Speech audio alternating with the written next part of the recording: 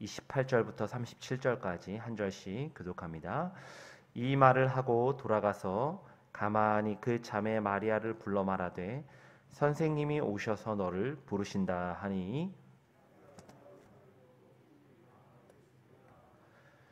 예수는 아직 마을로 들어오지 아니하시고 마르다가 맞이했던 곳에 그대로 계시더라.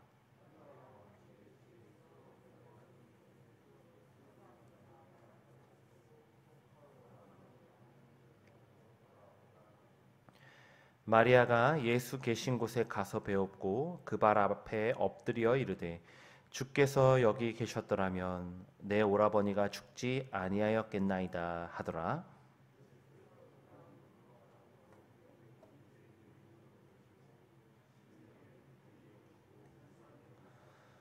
이르시되 그를 어디 두었느냐 이르되 주여 와서 보옵소서 하니 이에 유대인들이 말하되 보라 그를 얼마나 사랑하셨는가 하며 그중 어떤 이는 말하되 맹인의 눈을 뜨게 한 이 사람이 그 사람은 죽지 않게 할 수 없었더냐 하더라. 아멘.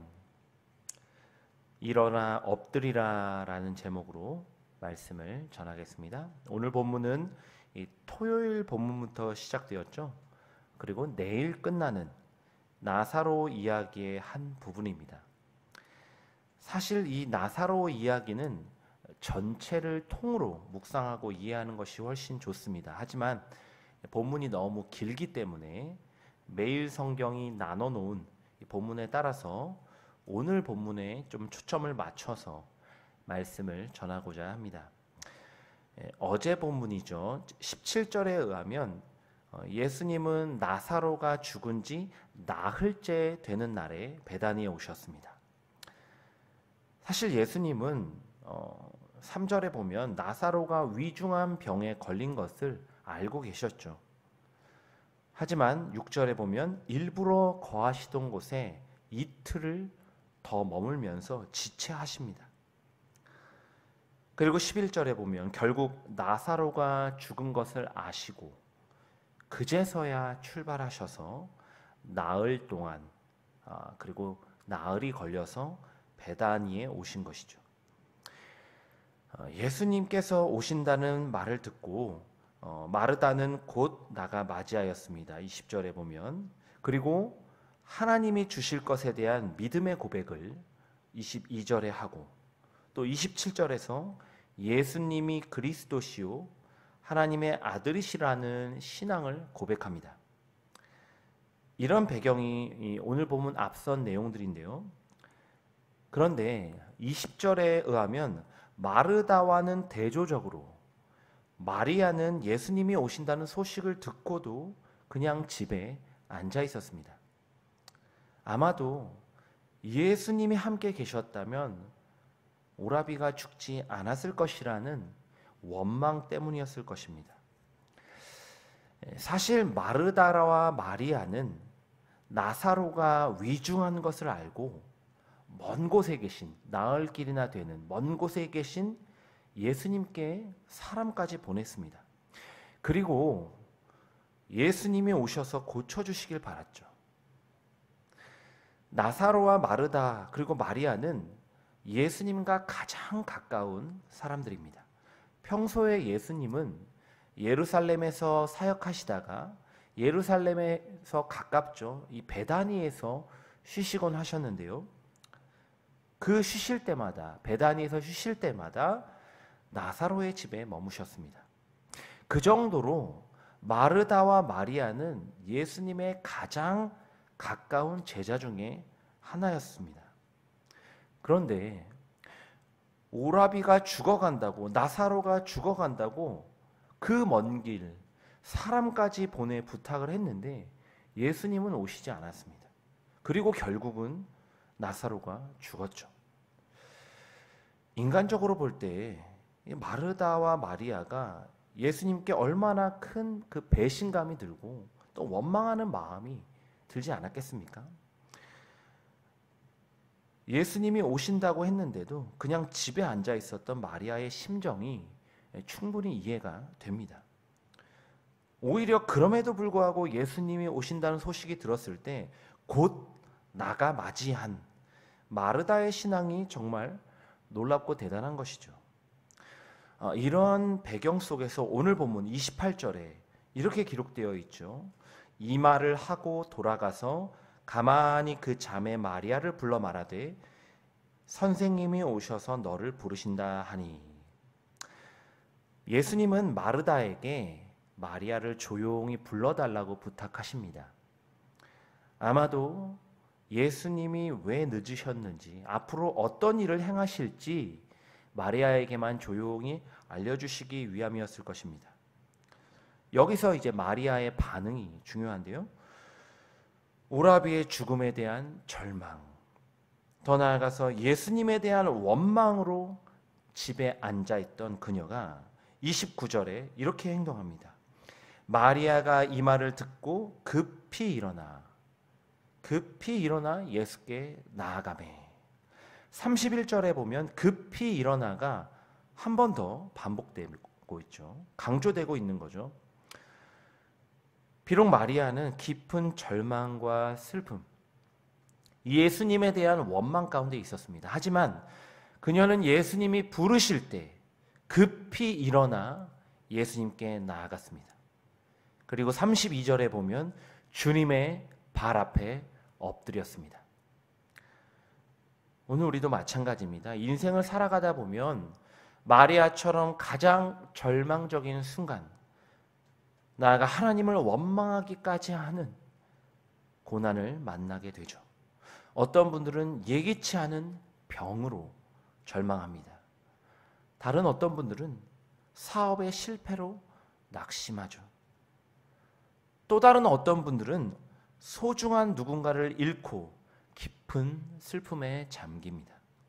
바로 그때 절망과 낙심, 깊은 슬픔과 고통 중에 있을 때 예수님이 우리를 부르십니다. 그때 우리는 마리아처럼은 급히 일어나 주님께 나아가고 있습니까? 주님의 발 앞에 엎드려 우리의 마음을 쏟아내고 있는지요? 그리스도인에게 고난은 결코 슬픔과 절망으로만 끝나지 않습니다. 그 과정을 통해서 주님은 반드시 우리의 믿음을 회복시키시고 더 단단하고 견고한 신앙으로 자라게 하십니다. 고린도전서 10장 13절인데요. 사람이 감당할 시험 밖에는 너희가 당한 것이 없나니 오직 하나님은 미쁘사 너희가 감당하지 못할 시험당함을 허락하지 아니하시고 시험당할 즈음에 또한 피할 길을 내사 너희로 능히 감당하게 하시느니라. 아멘. 혹 슬픔과 고통 중에 계신 성도님들이 계십니까? 도저히 내 힘으로 감당할 수 없는 고난 가운데 계신 분들이 있으신지요? 이 아침에 나를 부르시는 예수님의 음성에 반응하시길 바랍니다. 슬픔과 절망을 뒤로하고 급히 일어나 주님의 발 앞에 엎드리시길 바랍니다. 바로 그때 주님께서 우리에게 참 위로와 소망을 주시고 고난을 이길 힘과 능력을 주실 줄 믿습니다. 마리아는 예수님의 부르심에 급히 일어나 예수님의 발 앞에 엎드렸습니다. 하지만 흐르는 눈물은 멈출 수가 없었죠. 그녀는 32절에 보면 이렇게 말하며 통곡합니다. 주께서 여기 계셨더라면 내 오라버니가 죽지 아니하였겠나이다. 이 고백은 마르다가 예수님을 맞을 때도 동일하게 등장하죠. 21절이죠. 주께서 여기 계셨더라면 내 오라버니가 죽지 아니하였겠나이다. 마리아도 울고 마리아와 함께 온 유대인들도 목 놓아 웁니다. 그리고 오늘 보면 37절에 어떤 이는 이렇게 말하죠. 맹인의 눈을 뜨게 한 사람이 그 사람은 죽지 않게 할 수 없었더냐. 마르다와 마리아, 장례식에 함께한 유대인들, 나아가 37절에 말한 그 사람까지 모두 예수님이 계셨더라면 병든 나사로가 죽지 않았을 것이라고 믿고 있죠.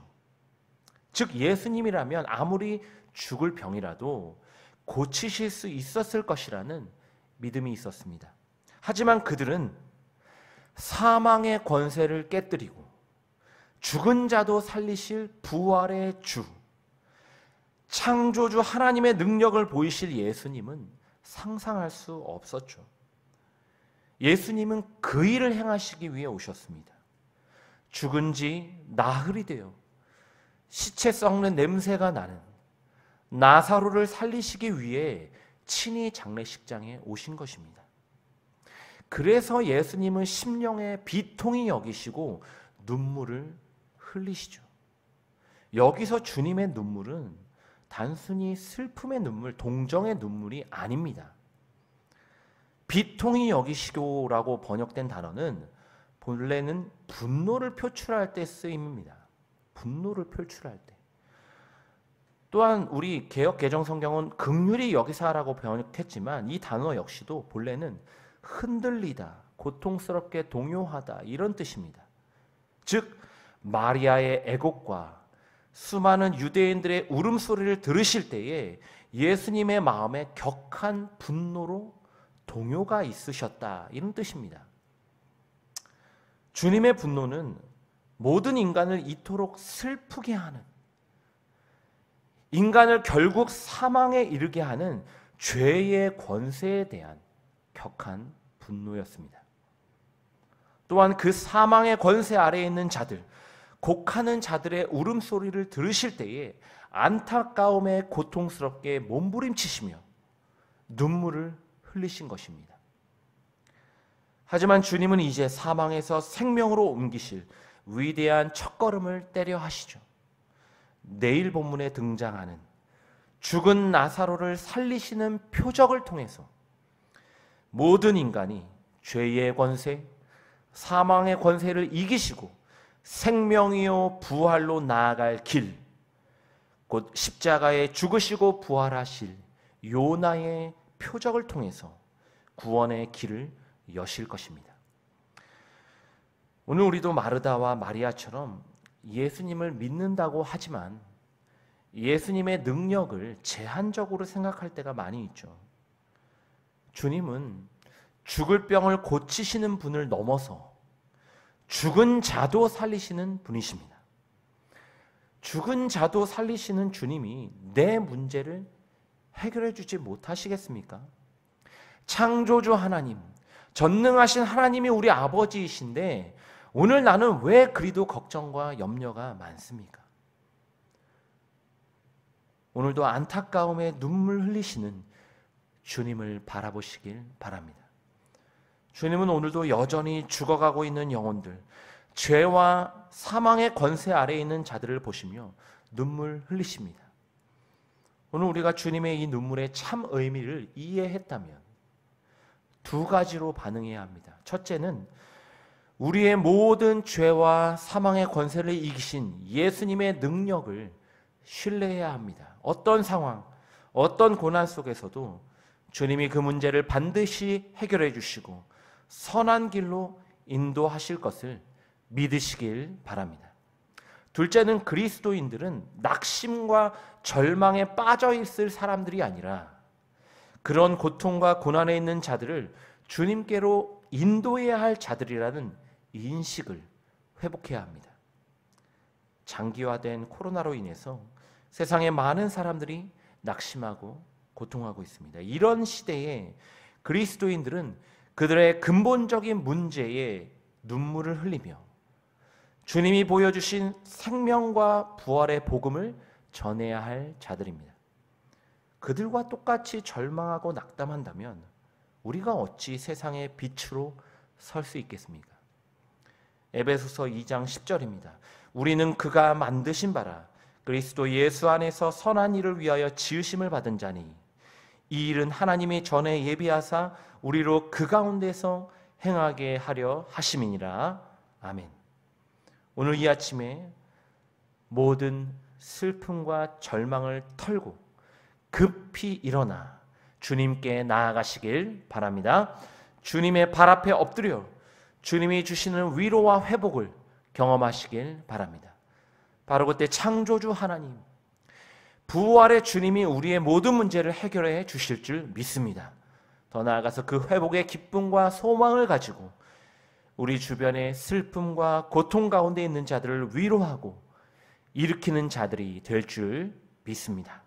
오늘 하루도 이 말씀 붙잡고 어두운 세상 가운데 빛으로 살아가는 그리스도인, 죄와 사망의 권세로부터 승리하는 저와 여러분이 되길 주님의 이름으로 간절히 축원합니다. 기도하겠습니다.